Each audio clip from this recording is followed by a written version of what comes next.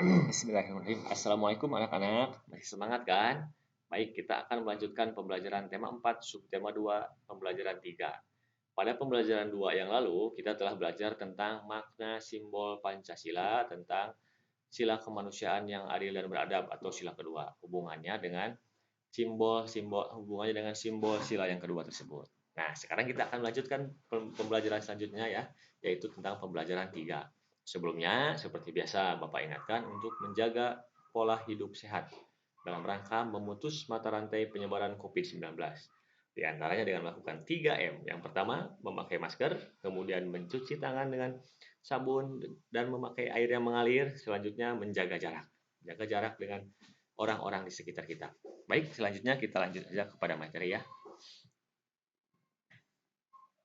Muatan pelajaran pada pembelajaran 3 ini diantaranya itu untuk pelajaran IPA, kita diharapkan dapat memahami pentingnya upaya menjaga keseimbangan dan pelestarian sumber daya alam di lingkungan kita.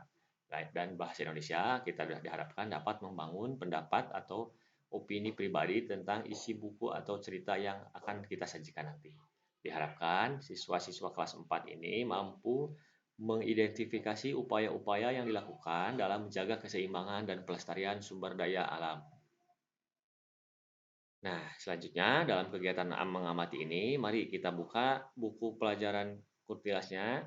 Sebelum membukanya, Bapak mau bertanya terlebih dahulu. Benda yang kita gunakan untuk menulis itu apa ya, anak-anak? Ya, betul. Ada pulpen dan ada pensil.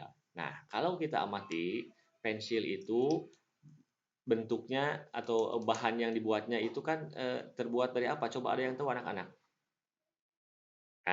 Pinter. Untuk lebih jelasnya, mari kita amati teks di bawah ini atau teks yang Bapak sajikan di layar ya. Bisa juga dilihat dari buku teks kurikulum 13-nya. Pensil awalnya adalah sebuah alat tulis dan lukis yang terbuat dari grafit murni atau karbon yang berasal dari alam. Sayangnya, grafit murni cenderung rapuh dan mudah patah. Seiring perkembangan zaman, saat ini dibuat pensil yang merupakan campuran dari grafit dan tanah liat. Proses pencampuran ini dibalut oleh media kertas atau kayu. Cara membuat pensil saat ini adalah dengan menghancurkan grafit dan tanah liat menjadi bentuk bubuk. Kemudian dibakar selama kurang lebih 3 hari. Setelah itu, pensil ini dibentuk panjang dan tipis serta dibungkus kayu. Kayu yang telah ditebang untuk pembuatan pensil berasal dari pohon. Benda-benda lain yang terbuat dari kayu juga berasal dari pohon. Agar terjaga kelestariannya, pohon yang ditebang harus diganti dengan menanam kembali bibit baru dari tanaman sejenis. Selain itu, kita harus menghemat penggunaan pensil sebagai salah satu cara menghargai lingkungan. Nah, dari teks tersebut kita sudah tahu ya sedikit tentang cara pembuatan pensil. Untuk membuat satu pensil saja, kita dibutuhkan kurang lebih waktu selama kurang lebih 3 hari. Terbayang ya bagaimana rumitnya proses pembuatan pensil tersebut. Selain itu, ternyata pensil yang kita gunakan ini terbuat dari kayu dan grafit. Kayu dan grafit ini berasal dari alam. Tentu saja alam menyediakan kayu dan grafit ini secara terbatas. Tergantung kita sebagai manusia tergantung kita sebagai manusia harus bijak dalam menggunakannya. Pensil yang berasal dari kayu ini tentu kayu tersebut kan berasal dari pohon. Pohon yang tumbuh, kemudian dari kecil, kemudian menjadi besar, tumbuh, setelah itu kita tebang. Waktu yang dibutuhkan pohon untuk tumbuh selama bertahun-tahun itu kita tebang hanya dalam waktu sehari. Seandainya pohon yang kita tebang itu selama 1 hari menebang pohon lebih dari 10 misalkan, dalam 10 hari kita dapat menebang pohon atau pohon yang kita tebang itu berjumlah kurang lebih 100. Sementara untuk tumbuh menjadi sebuah pohon yang besar itu membutuhkan waktu bertahun-tahun. Hal ini harus kita pikirkan sebagai dampak atau upaya untuk melestarikan pohon tersebut sebagai sumber daya alam. Barangkali anak-anak tahu kan kalau pohon di sekitar kita banyak yang kita tebang, kemudian untuk tumbuhnya itu kan lama sekali. Nah, untuk menjaga kelestariannya, kita harus memikirkan atau memanfaatkan penggunaan barang-barang yang berasal dari sumber daya alam tersebut dengan sehemat mungkin. Dalam hal ini pensil, misalkan anak-anak kelas 4 ketika menggunakan pensil, kemudian kita patah atau tinggal setengah lagi, diusahakan kita patah atau kita raut, kemudian kita gunakan lagi sampai habis. Jangan sampai karena misalkan baru setengah, lalu kita buang. Kemudian kita membeli lagi pensil yang baru. Itu tidak itu merupakan contoh yang tidak baik. Itu bertentangan dengan upaya pelestarian sumber daya alam ini. Ya. Selain harus menghemat penggunaan pensil, ada banyak sumber daya alam di sekitar kita yang harus kita hemat penggunaannya. Sebagai contohnya, diantaranya yaitu air. Ya, betul, air. Anak-anak kehidupan kita tidak bisa terlepas dari air. Air yang kita gunakan untuk minum, untuk mencuci, kemudian untuk mandi harus kita gunakan sebagaimana mestinya dan sehemat mungkin. Karena air yang mengalir kemudian ke laut, kemudian balik lagi misalkan menjadi siklus seperti hujan, itu kan membutuhkan proses yang lama. Sementara air bersih itu berasal dari resapan air dari dalam tanah. Nah, bagaimana upaya kita untuk menghemat sumber daya alam? Di antaranya dengan menghemat air saat mencuci. Selain menghemat penggunaan kertas, kita juga harus menghemat penggunaan pensil dan menghemat penggunaan kertas. Kertas yang kita gunakan ini ternyata berasal dari kayu, ya, sama-sama seperti pensil, berasal dari kayu pulp namanya kalau tidak salah, ya. Nah, itu upaya-upaya yang kita gunakan untuk menghemat sumber daya alam. Ada banyak sumber-sumber daya alam dalam kehidupan kita sehari-hari yang kita manfaatkan dan kita gunakan dan harus kita lestarikan. Di bawah ini nanti grup WhatsApp atau di buku teksnya di halaman berikutnya ada contoh tabel, coba diisi ya tabelnya tentang kegiatan memanfaatkan sumber daya alam. Selanjutnya kita beranjak ke materi selanjutnya tentang teks cerita tentang Pak Weli. Nah, ini bisa kita lihat di bukunya ya. Sambil lihat di bukunya, Bapak akan bacakan. Pak Weli adalah kepala sekolah dasar Cemara di pelosok Kabupaten Grobogan, Jawa Tengah. Beliau lahir di Labuha, Maluku Utara.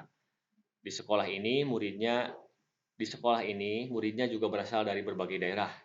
Pak Weli senang murid-muridnya dapat belajar dan bermain bersama tanpa mempersoalkan asal-usul. Semua unik, baik sifat maupun kecerdasannya.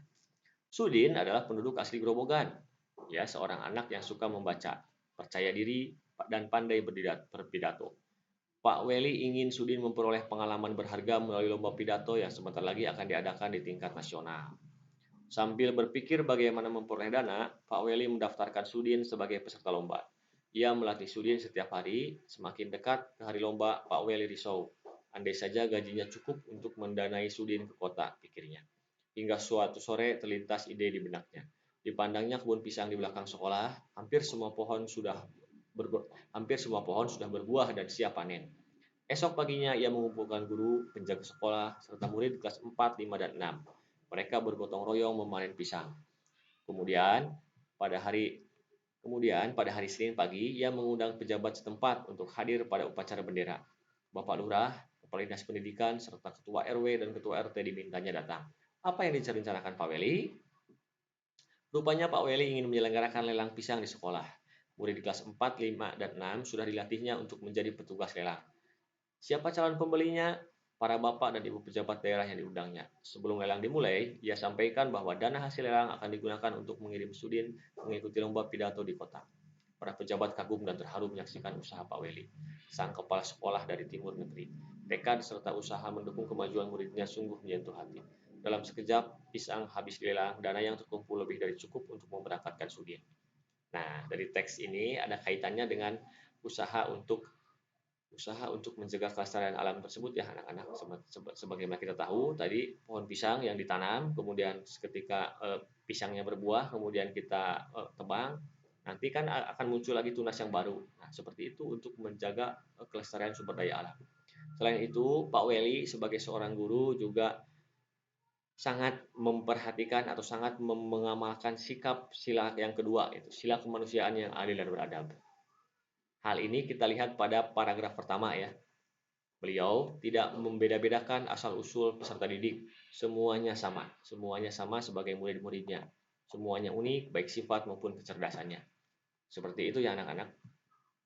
Hal-hal yang harus kita lakukan dan harus kita pedomani sebagai seorang guru dan sebagai seorang siswa. Nah, selanjutnya dari teks tersebut, kita diharapkan atau anak-anak diharapkan dapat menentukan pesan moral dari suatu cerita. Di antaranya, yang pertama dengan cara membaca cerita dengan cermat.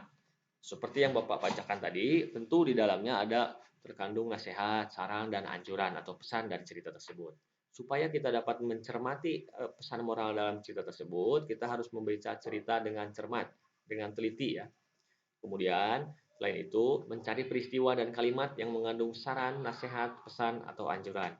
Tadi pada paragraf pertama dari teks tersebut sudah Bapak ceritakan ya, ada saran atau nasihat atau pesan atau anjuran yang terkandung di dalamnya. Nah, selanjutnya untuk paragraf 2, 3, dan 4 silahkan anak-anak coba cari pesan yang terkandung dalam cerita tersebut ya. Bisa melihat teksnya, bisa melihat dari buku teks yang ada di hadapan anak-anak. Selanjutnya, yang ketiga dengan cara membuat kalimat kesimpulan dari peristiwa atau kalimat yang mengandung saran, nasihat, pesan, atau anjuran dengan bahasa sendiri. Nah, kalau kita sudah menemukan di dalam paragraf tersebut terdapat kalimat yang mengandung saran, nanti kita atau anak-anak bisa buat dalam kalimat dengan bahasa sendiri supaya lebih mudah dipahami. Seperti itu ya anak-anak. Jangan lupa mengisi latihannya dan menjaga pola hidup sehat. Sekian dan jangan lupa bahagia. Assalamualaikum warahmatullahi wabarakatuh.